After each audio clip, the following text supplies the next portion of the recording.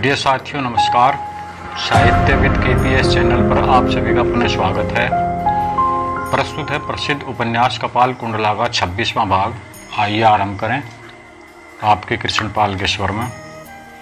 कपाल कुंडला धीरे धीरे घर की तरफ चली, बहुत ही धीरे, मृदु पद विक्षेप से। इसका कारण यह था कि वह बहुत ही गहरी चिंता में डूबी हुई थी। लुत्फुर निसा की दी हुई खबर से कपाल कुंडला का चित्त बिल्कुल परिवर्तित हो गया था। वह अपने आत्मविसर्जन के लिए तैयार हुई। आत्मविसर्जन किस लिए? क्या लुत्फुर निसा के लिए? यह बात नहीं। कपाल कुंडला अंतःकरण से तांत्रिक की संतान है। जिस प्रकार तांत्रिक भवानी के प्रसाद के रूप में दूसरे की जान लेने का आकांक्षी है, वैसे ही वह भी उसी आकांक्षा से आत्मविसर्जन के लिए तैयार है। कापालिक की वजह से कपाल कुंडला केवल शक्ति प्रार्थनी है, यह बात नहीं, बल्कि असली कारण यह है कि संगति प्रभाव के कारण देवी की श्रद्धा भक्ति में मन से अनुरागनीय है। वह अच्छी तरह समझ चुकी है कि सृष्टि शासनकर्त्री और मुक्तिदात्री एकमात्र भैरवी ही है। यह सच है कि भैरवी पूजा में नरबली के रक्त से प्रांगण भर उठता है। यह उसका पर दुख कातर हृदय सहने में असमर्थ है, किंतु और किसी कार्य में उसकी भक्ति भावना कुंठित नहीं है।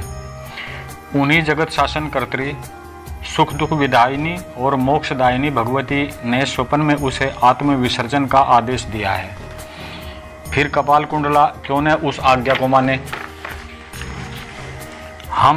तुम प्राण त्याग करना नहीं चाहते, बड़े प्रेम से जो कहते हैं कि यह संसार सुख में है, सुख की ही आशा से बैल की तरह बराबर घूम रहे हैं, दुख की प्रत्याशा से नहीं। कहीं यदि आत्मक्रम दोष से इस प्रत्याशा में सफलता प्राप्त नहीं की तो दुख कहकर हम चिल्लाने लगते हैं, किंतु ऐसा होने से ही नियम नहीं बन जा सकता। ऐसा सिद्धांत होता है, नियम का व्यतिक्रम माना जाता है। हमें तुम्हें हर जगह सुख ही है, उसी सुख से संसार में हम बंधे हुए हैं, छोड़ना नहीं चाहते। लेकिन इस संसार बंधन में प्रणय ही प्रधान रस्सी है। कपाल कुंडला के लिए वह बंधन या नहीं, कोई भी बंधन नहीं है। फिर कपाल कुंडला को कौन रोक सकता है? किसके लिए बंधन नहीं है? वही सबसे अधिक बलशाली है। गिरी शिखर से नदी के उतरने पर कौन उसका गतिरोध कर सकता है? एक बार आंधी आने पर उसे कौन रोक सकता है? कपाल कुंडला का चित्त डावाडोल हो जाए तो उसे कौन स्थिर कर सकता है? नए हाथी के मस्त हो जाने पर उसे कौन शांत कर सकता है? कपाल कुंडला ने अपने हृदय से पूछा, अपने इस शरीर को जगदीश्वरी के लिए क्यों न समर्पण करूं? पंचभूत को रखकर क्या होगा? प्रश्न वह करती थी, लेकिन कोई निश्चित उत्तर न दे सकती थी। संसार में और कोई भी बंधन न होने पर पंचभूत का बंधन तो है ही। कपाल कुंडला नीचा सिर किए जलने लगी।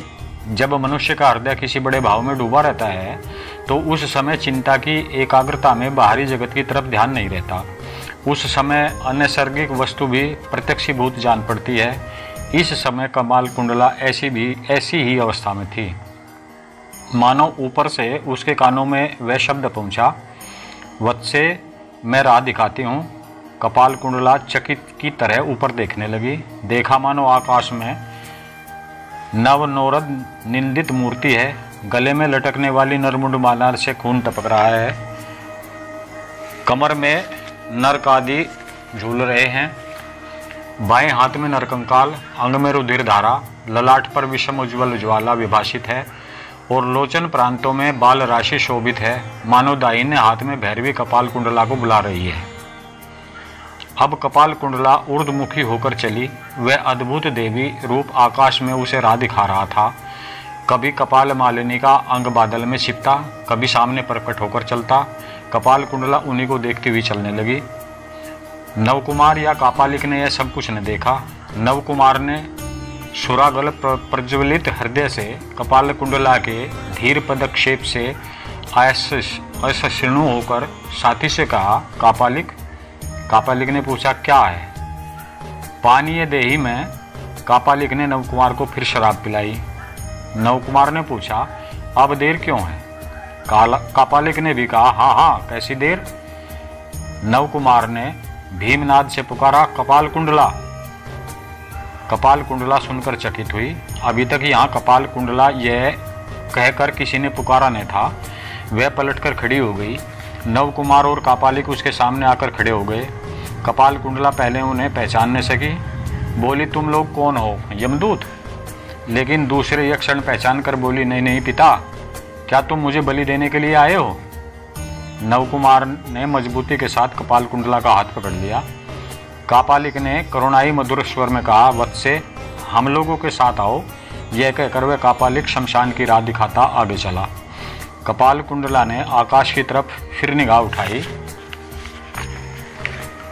उस भैरवी की विकराल मूर्ति को देखा, उधर देखा रण रंगनी खिलखिलाकर हंस रही है।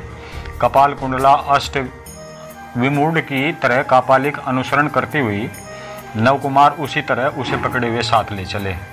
प्रिय साथियों, प्रसिद्ध उपन्यास कपाल कुंडला का 26वां भाग समाप्त होता है। कृपया मेरे इस प्रयास को लाइक, शेयर, सब्सक्राइब अवश्य करें। धन्यवाद।